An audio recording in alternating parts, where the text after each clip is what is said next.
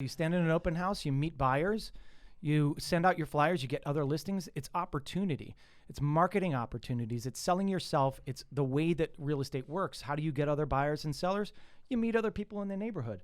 So that's my strategy all the time. I want to get the people out there. I want to get them in the door, get the highest contract. I want to meet them. I want to talk to them and, sell them real estate as well. So I think it's very short-sighted. I don't like to even advertise my listings within our company until it's ready to go because I want it to hit the market.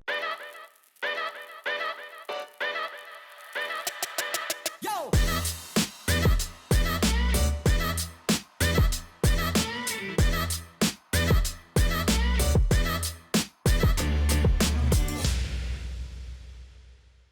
How's it going, everyone? Welcome back to another episode of the Shawn and Matt Show. My name is Matt. That is Shawn, and welcome to our show. Shawn, in today's show, we're going to be talking about pocket listings. We're going to be talking about the home inspection and whether that should just be completely eliminated after the contract process begins. And we're going to be talking about 5 harsh renovation realities that buyers are going to be facing this summer. How's it going today? Doing well, my buddy. We missed last week, so I miss you. Missed you. We missed our first week in quite some time. We've been pretty consistent. So, but this is vacation time, and sometimes we gotta take every now and then it's good to just recharge and then get right back after, which is what we're going to be doing. Memorial Day weekend, I'm trying to take off a couple days, which is rare in real estate, but I'm going to see what I can do. Take a day off or so. Yeah. Okay, let's get started with pocket listings. A report came out by the Wall Street Journal, little publication you may have heard of, that stated that in a tight housing market, there are thousands of homes that are reserved for certain buyers. Definitely an interesting headline because that sounds like you can wait in line for a house, but it's a little more intricate than that. And what the article goes on to say is that last year, there were 2.5% of houses that sold. I should say in the past 12 months, 2.5% were pocket listings, whereas this year, in the past 12 months, that increased to 3%. So that increased 0.5%. What are your thoughts on pocket listings, and what are your thoughts on the number of pocket listings increasing, especially in an inventory shortage like we're experiencing right now? Yeah, I mean, all right, so pocket listing is basically the listing agent holding it and trying to sell it himself and not going onto the market and, taking both sides of the commissions or things like that, right? So I don't know that there's an increase in pocket listings. I mean, the one thing that NVAR and NAR enacted was to try to get rid of the pocket listings. So they have stapled down on us on these coming soon laws and everything else so that, we come straight on the market. Once we put any advertising up, we have to have that listing on. But it was interesting to say, the pocket listings have increased this year. And the statistic they used, they said, well, we just went on and we pulled all of the listings that had sold in one day. Well, that doesn't constitute a pocket listing because now the market is so intense that I've actually sold listings in one day on the market. We got a contract really quickly. It was an amazing offer. We took it. Wasn't a pocket listing. So I feel like they're lumping a lot of, in their statistics, they're lumping a lot of things in there that probably aren't pocket listings because the market has gotten so intense. So I think they're a little skewed, and I think their headline is a little skewed.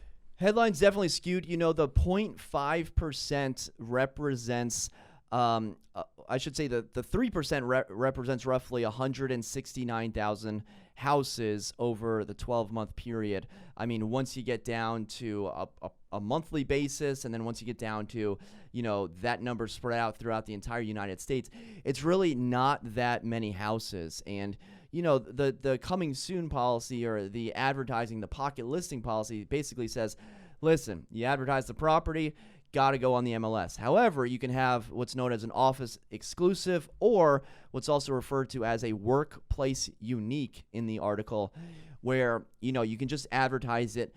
Shouldn't say advertise it. You can just talk about it within your brokerage. So I could tell Shawn could tell his buddy could tell a potential buyer. Basically, we can't post about it, but if you're a buyer and you have these relationships with real estate agents, that's going to come into play. If you know a real estate agent in your area that has a lot of connections, that could help you out tremendously in a tight market like this. Not so much saying like, hey, I'm going to step in line, reserve this property for me. But I mean, it just goes to show it's never really too early to get on a realtor's radar. Like, hey, you come across anything in this neighborhood with 3 beds, 2 baths, give me a call. I'd be happy to see it. But the whole notion that pocket listings are an issue, or that they're increasing, or that they're going to start spreading, I think that's false. Yeah, and I think the key is, all right, 169,000 homes. In how many million of homes are sold every year? So it's, you're talking 3% or less. How many people in the United States are private people? They don't want their address out there. They don't want certain things. They don't want people coming through their house. There's a lot of people like that. So they're going to take convenience over dollar. Not everybody, oddly enough, not everybody is worried about the dollar, right? They're worried about convenience. They might be worried about getting it gone quickly. There are so many different factors and so many different ways that you have to listen to your client to see what they actually want. So an in-house listing like that might be beneficial to them, and maybe that's what they wanted. So you can't skew that and say, hey, they're reserved for certain people.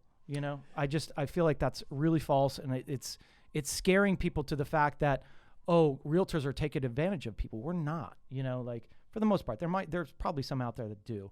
When I take a listing, my gut reaction is I can't wait to go on the market and see how much I can get for this place. I want to see what kind of contract I can get for my clients. I want to represent them well, get them the best contract possible. There's some agents out there that just want the deal done, right? So, but I believe that most people are like me, and they want to get it out there, get their marketing out there, right? Yeah, and think about how short-sighted you have to be as a real estate agent to try to double end a listing without putting it on the market. Like, okay, all right, so you get both the commissions, the listing agent and the buyer commission. But what if you put that out publicly to the open market, advertise that to the entire neighborhood, did an open house, met other sellers? I mean, aren't you going to make a lot more money? Isn't that what it's all about as a real estate agent, by bringing it to the public compared to this one closed transaction where no one knows about it? Absolutely. You stand in an open house, you meet buyers, you send out your flyers, you get other listings. It's opportunity. It's marketing opportunities. It's selling yourself. It's the way that real estate works. How do you get other buyers and sellers? You meet other people in the neighborhood. So that's my strategy all the time. I want to get the people out there. I want to get them in the door, get the highest contract. I want to meet them. I want to talk to them, and sell them real estate as well. So I think it's very short-sighted. I don't like to even advertise my listings within our company until it's ready to go, because I want it to hit the market. Yeah, I think we pretty much squashed that one. Pocket listings do exist. Houses do sell off market, but it's certainly not a large chunk of the market. So let's move on to number 2. And this is something that you just brought up recently with the home inspection and negotiating outlets and light bulbs and leaky faucets.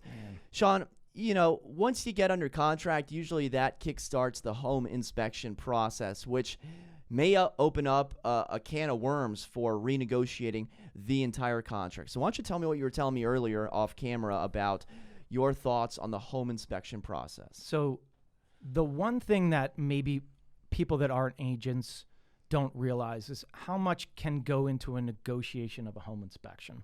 So the normal course of action, you go under contract, you have a certain day period to do your home inspection, send over a list of things that you want corrected in the house.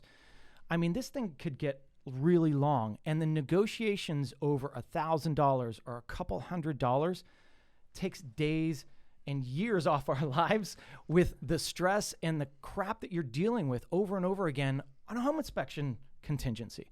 So, I'm going through that right now where, it's a first-time home buyer. I'm representing the seller, and I get it. First-time home buyers and any buyer should be wary of what they're purchasing. But when you're misinformed or you get hype from certain angles and you start thinking that they're taking advantage of you, and it's just not the case, you're just trying to get to an end.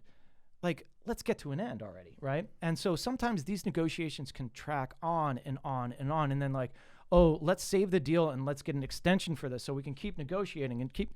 It's like, should we just get rid of it, right?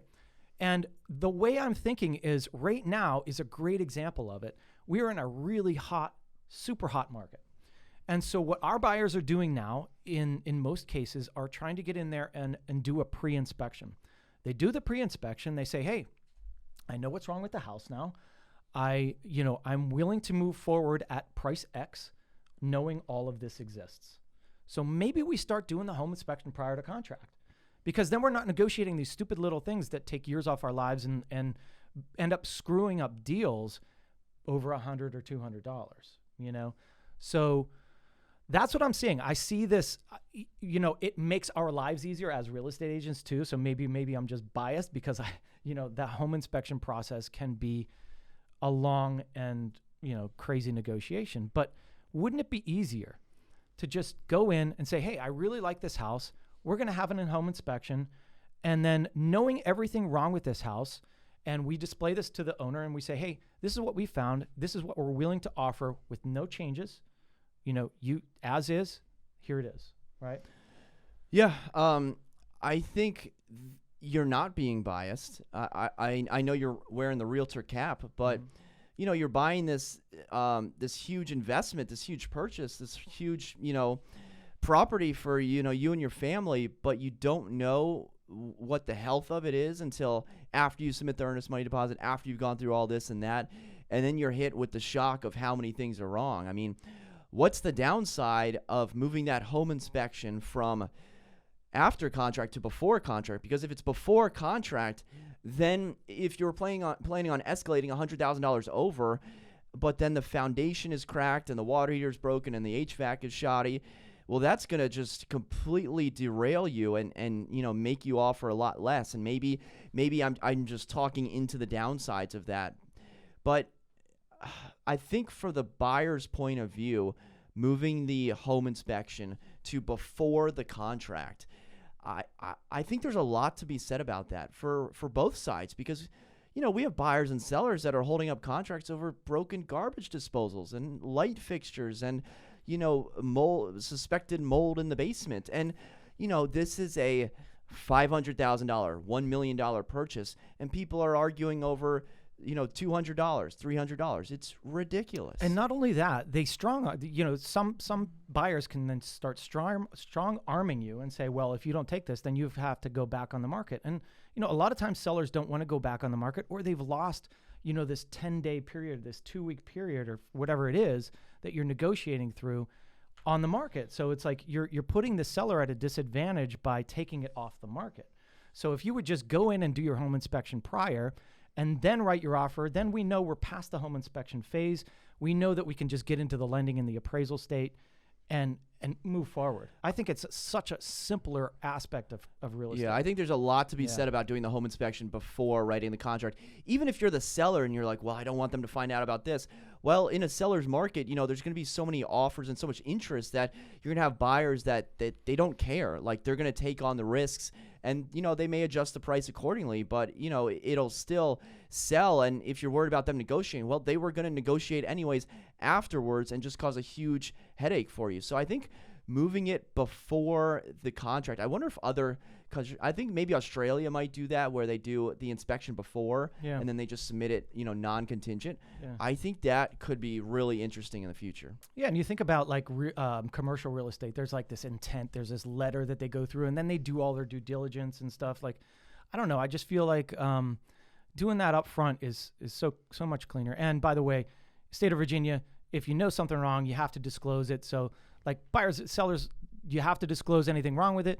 And, buyer beware state, once you go in and you do the home inspection, then you know everything wrong with it, and you can kind of make that decision. I think it's a good idea, right? Yeah, I don't usually recommend pre-inspections, but because people will just waive the inspection anyways, like other buyers. So even if you do one, another buyer is going to waive it, and they may be escalating just as high as you. But maybe I'll start, recommending pre-inspections. Yeah, and I recommend them almost every time. I try to get them to do one. This past weekend, I got a place under contract, and here's the key: is they said that they were going to do a deadline of Sunday, whatever. But when I'm representing a buyer, I'm still putting an offer in early with a deadline, because I'm representing my buyer. If I'm representing the seller, I want to get to that deadline. If I'm representing the buyer, I'm trying to take the property. So we did that, and we actually won with knowledge, because we had lost a few others. We knew where those were escalating.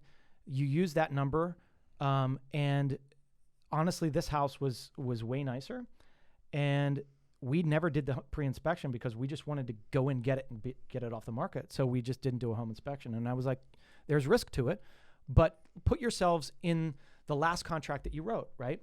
And you were willing to go to X, and you knew it needed a new roof, and you knew this, right? This place is much nicer, doesn't need a new roof. Think, all right, I'll go to X, but think in the back of your head, I still have to spend $15,000. Just remember that, right? And be okay with it.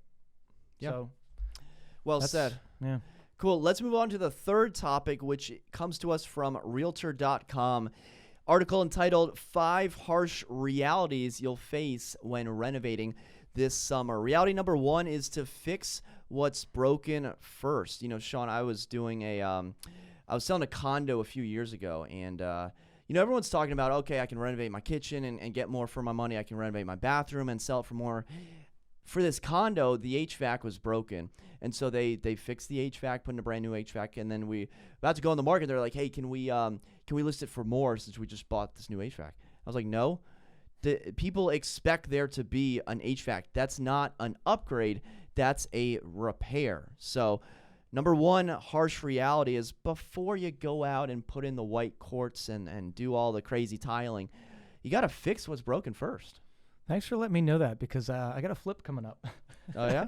No, you're right. Absolutely. And that's something that, you think about all the pretty, right? So I was just there in Old Town. So I've got this property coming up where it's going to be a renovation. And so I don't own it. I'm representing the seller.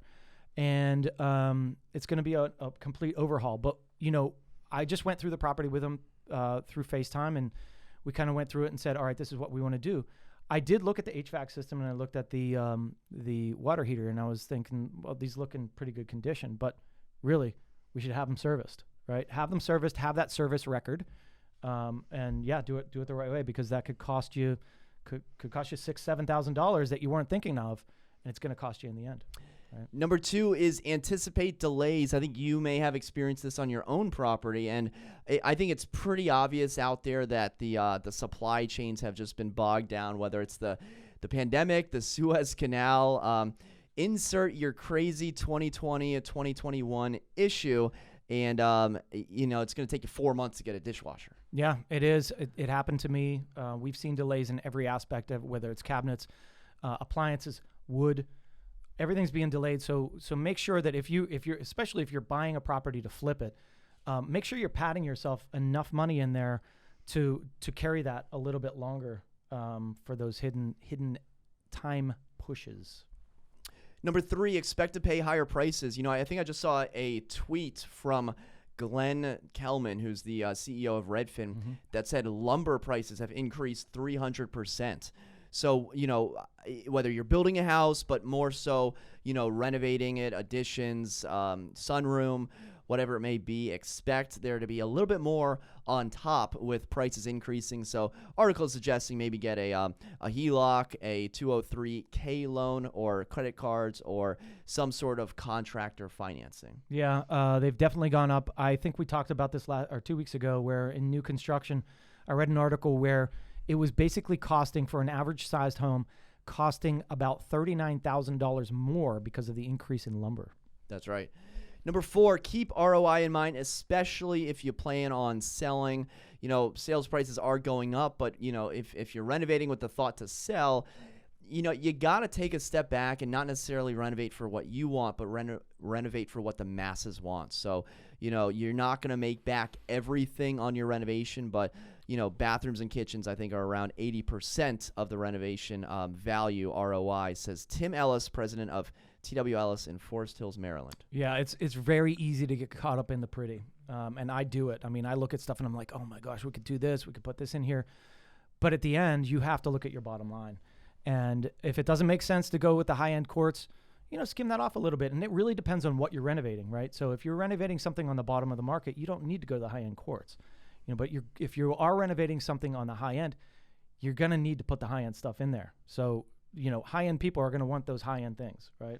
Or high-end markets are going to want those high-end things. Number 5, brace for a labor shortage. And if you've tried to reach out to a contractor in the past seemingly year, they're hard to nail down. At least the good ones are. It seems like all the contractors are backed up. It's hard to get your project on the books. You got to be booking 2, 3, 4 months out. Shawn, have you had any contractor issues recently? Absolutely. And whether they're delayed or they just fall out after a while, because you have a good contract for a while, and any real estate agent that's watching this knows that sooner or later that contractor is going to fail and make you look bad, and you're going to have to find another one. I go through scores of contractors, and I try to find the good ones that are affordable, that can work quickly, and that's really difficult to find. And contractors know that when they're busy, they can just throw out a number. And I was talking to a client this morning, and he's funny, all right? But he was like, Paul, if you're watching, I'm talking about you. So he was like, hey, I was going to get some new doors on my townhouse, and he had the guy over, and he's like, the guy came over in this sales pitchy spiel, and he was just like going on and on and on and on and on about nothing, not even about the doors yet. It was about how you can finance the doors and whatever. Replacing his front door and his back sliding glass door. And the guy says, he's like, well, what's your estimate? He's like, you've been talking 15 minutes. You haven't talked about a door yet. So are you going to tell me what your estimate is? He's like, the guy came in at $25,000. And he's like, what? Like, get out of here, And he's like, whoa, hold on, And I was like, that should cost you like $3,000, $4,000, And like, so there's contractors and there's people out there and there's bogus sales agent things out there that you just got to be wary of. When contractors get busy, they know they're busy. They're going to throw you a big price. Some people take it. Some people aren't educated and they don't know what these things cost. So they're taken advantage of. So your boy Paul's getting some gold-plated doors. What, I guess 24 karat? Yeah, 24 karat, maybe like $25,000 diamond handles for $25K. He booted the guy. His wife was like getting angry in the face. She's like, just get out, So watch out for those contractors. They're out there. There's a lot of really good contractors that are conscientious and friendly, and that will get you a good price, and their name is what they're going on. And then there's a lot that it's a numbers game. Definitely going to be an adventure for those that are looking to renovate. It's stressful. I have the listing upstairs. We've been sitting on it for 2 months, trying to get floors. We didn't get the right floors. Have to go back. The contractor's not there, so it's an event. It's very stressful, and honestly, most of my listings recently have been needing something, and definitely painting every time. I always suggest repainting it every time, and then paint. I mean, floors. Painting floors. Painting floors over and over again, and people are going towards the luxury vinyl. It's cheap. It's durable. It's a good looking quality looking material. So, but it seems that every single property that I'm getting right now needs a renovation. I love doing that process. I love seeing the before and after. So, next one, bring a camera, take some before shots. I was actually going to then do the after. Before and after videos crush. I was going to get Fendi over there, and we were going to go film maybe next week. You got the camera right here. You don't need Fendi. Yeah, but I'm no good with that thing. Just press the red button, walk through, and then come back in a couple months and press the red button again. All right, you're going to see a before and after of this property we're doing in Delray, in Alexandria, Old Town. Princess Street. You going to dress up like a princess for the video? Might have my daughter in that one. I think Brooke would crush it as a princess. She would. I think she's a princess every single day. Yeah.